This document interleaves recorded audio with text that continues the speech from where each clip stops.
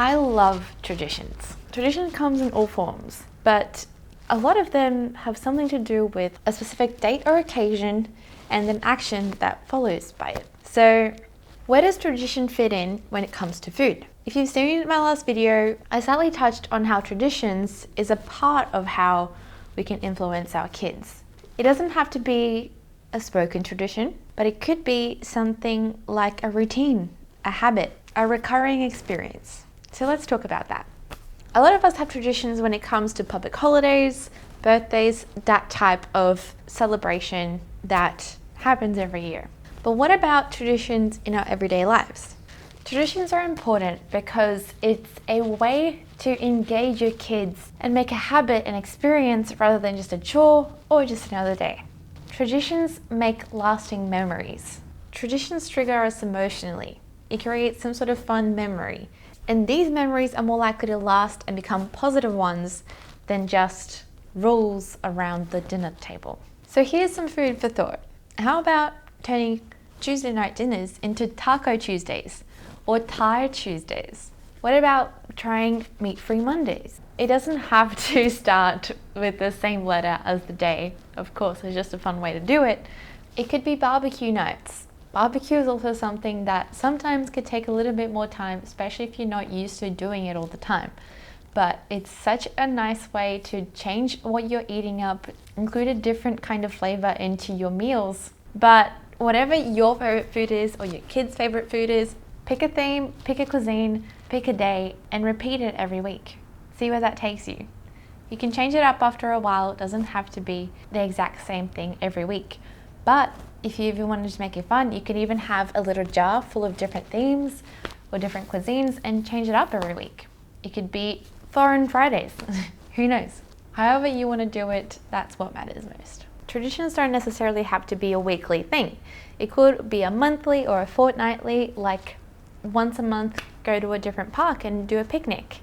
Or take turns having friends over and going over to a friend's house so that they cook, you cook, and another way to bring people together that's beyond your family. So if you pick a day once a month or once a fortnight where you're dedicated to do something slightly different, I guarantee you that those will be wonderful memories. Now these are thematic traditions. So how about your everyday lives? The routine, the habits that create your life. Some of these may start as a rule and effortful, but over time they will become habits, things that you do automatically to create the outcome that you want out of that time. So when it's dinner time, do you sit around the table or do you sit on the couch? Which one do you want? Is there a right or wrong? No. So if you're more inclined to eat on the couch, is there a day of the week or a specific time where you guys can change things up and choose to eat on the dining table instead? Or vice versa. Maybe there can be a movie night Fridays where that's the day you eat on the couch and watch a movie as a family. Not having phones or screens during dinner time. Is that the norm or the tradition? How can you make grocery shopping an experience? Like going to the markets and maybe to the park afterwards. Or maybe instead of going to the park, getting a smoothie so you're drinking that while you're at the farmer's market. All of these things create the experience and the memories that will hopefully create the impact on your kids' association to these things.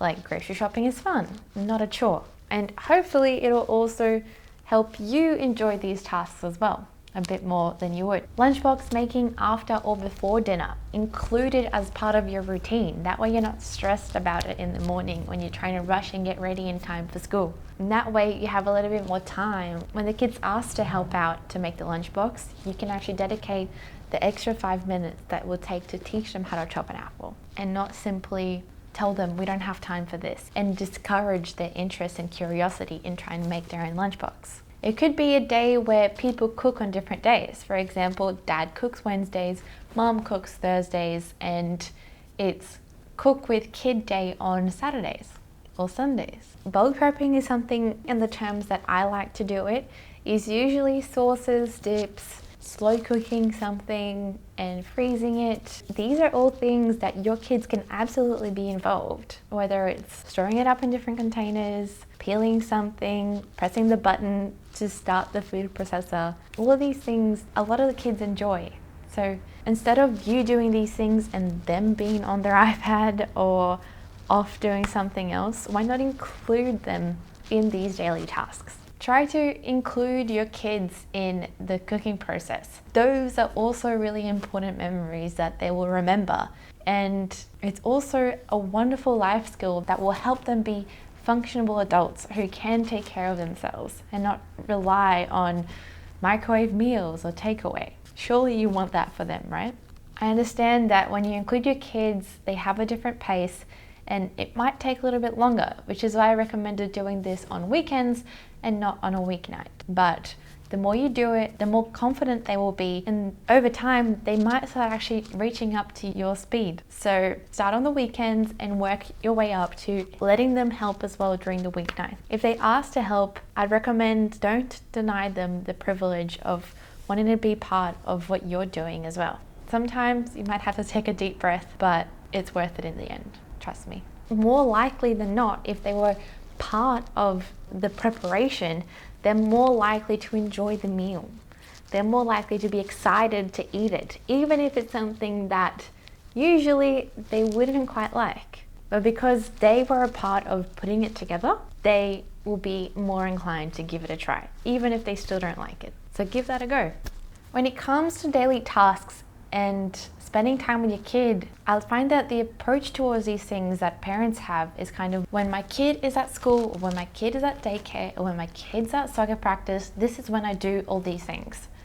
But what would it look like if you actually included them in these tasks and made them a more fun experience, both for them and for yourself? Wouldn't that be a much better way to approach it? Obviously, some of these things may not be as easy as it sounds, but you won't know until you try. So these are just ideas for you to consider. And if some of these work for you, or if you have alternatives, let me know in the comments below. And not just me, but other people, because these are things that a lot of us struggle with. So if we don't start these conversations, we will all be struggling together instead of finding a solution to our problems together. Your solution might just be the answer that somebody else is looking for as well. And when it doesn't come to kids, what about you? What about date nights? Do you cook for your loved one, or do you always go out? No matter what it is, find a tradition that suits you. And doing that as well is a great example for your kids for a healthy relationship and values. As I mentioned briefly in the last video, when it comes to social traditions like Halloween, Easter, Christmas, all of these things can often influence negative eating habits. So if you have alternatives or unique family traditions that you'd like to share that are a little bit different to the social norms, comment them down below, because like I said, your solutions could be exactly what somebody else is looking for.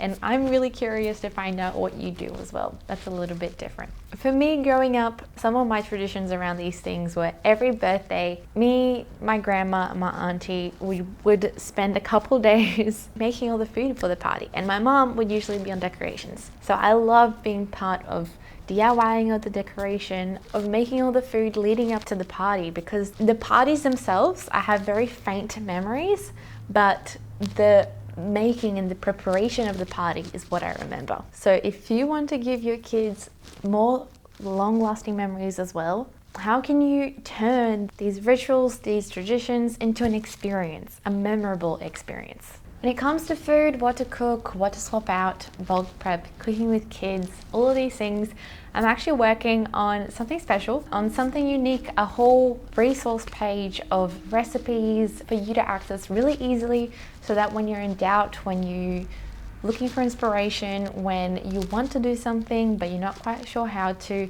everything is there in the one page. So this is something that is on the works, but it will be available very soon. If you're interested in being the first one to know when this is available, it'll be all free, because I just want to help you on this journey of creating your traditions, of being a good parent, of feeding yourself and your kids well more conveniently. There's a link in the description below for you to join the waitlist, so you'll be notified as soon as it's available right on your inbox. I hope you enjoyed this video. I can't wait to read all your comments down below. And if you're interested in being part of the last conversation around values, of this 3-part series of how parents influence kids during the early childhood development, then make sure to click subscribe and turn that notification on for you to not miss out. You're watching Food for Days.